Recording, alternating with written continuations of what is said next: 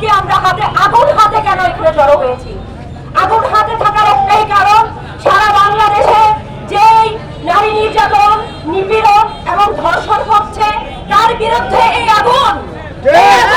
আমাদের প্রতিবাদের ভাষা, মেয়েদের মুখের ভাষা। আপনারা দেখেছেন দ্বিতীয় বাংলাদেশ স্বাধীনের ক্ষেত্রে মেয়েরা কিভাবে রাস্তায় নেমেছিল। আজকে সেই ধর্ষকদের বিচারের দাবিতে আমরা রাস্তায় নেমেছি, রাস্তায় হাতে আগুন নিয়ে নামতে বাধ্য হয়েছি।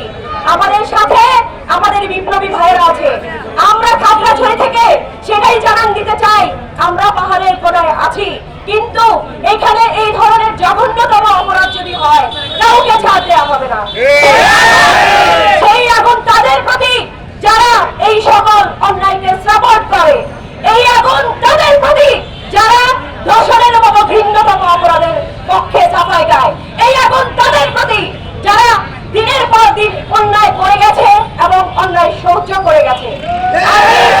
জাতীয় নাগরিক পার্টির পক্ষ থেকে সবাইকে জানান দিতে চাই, পাহাড়ের কোনায় কোনায় যত ধরনের অপরাধ, নিপীড়ন, নির্যাতন এবং নারীর প্রতি সহিংসতা সবকিছুর জবাব দেওয়া হবে।